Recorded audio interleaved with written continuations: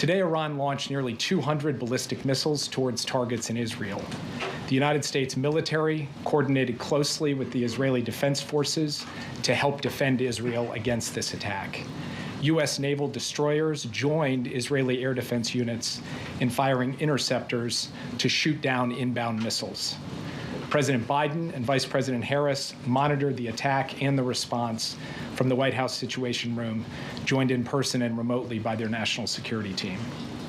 We are still working with the IDF and the authorities in Israel to assess the impact of the attack. But at this time, and I stress at this time, we do not know of any deaths in Israel. We are tracking the reported death of a Palestinian civilian in Jericho in the West Bank. We do not know of any damage to aircraft or strategic military assets in Israel. In short, based on what we know at this point, this attack appears to have been defeated and ineffective. This was first and foremost the result of the professionalism of the IDF, but in no small part because of the skilled work of the U.S. military and meticulous joint planning in anticipation of the attack. We are also aware of reports of a terrorist attack in Jaffa that took the lives of a number of Israeli civilians and wounded several others today. Our condolences go out to the families of the victims and to the family of the Palestinian civilian in Jericho. Obviously, my update here is based on early reports, and we reserve the right to amend and adjust as necessary as we gather more information. The word fog of war was invented for a situation like this. This is a fluid situation.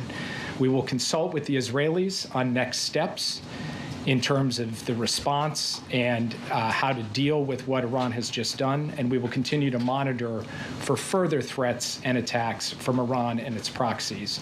We are particularly focused on protecting U.S. service members in the region. And with that, I'll take just a few questions. Yeah. Thanks, Jake. Is the administration making any preparations to evacuate U.S. citizens from Lebanon or elsewhere in the region?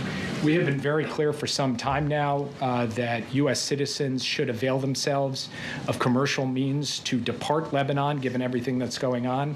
We have said that from this podium, from multiple podiums. We continue to say that, but we have not begun triggering a non-combatant emergency evacuation, a NEO, and do not have an intention to do so at this time. If that changes, we'll let you know. But we continue to reinforce the point. American citizens in Lebanon should follow the guidance from the State Department, which is to find civilian commercial means to depart, because in extremis, we may not be able to get them out safely. Yes. Thanks, Jake.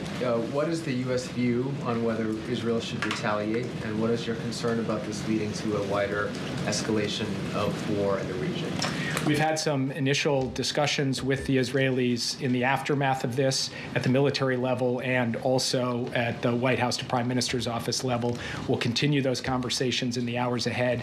I'm not going to prejudge or get ahead of anything. We want to have some deep consultations with the Israelis, and I'll have more to report to you after we get the opportunity for deeper discussions. And escalation in the region? Obviously, this is a significant escalation by Iran, a significant event, and it is equally significant that we were able to step up with Israel and create a situation in which no one was killed in this attack in Israel so far as we know at this time. We are now going to look at what the appropriate next steps are to secure first and foremost American interests and then to promote stability to the maximum extent possible as we go forward.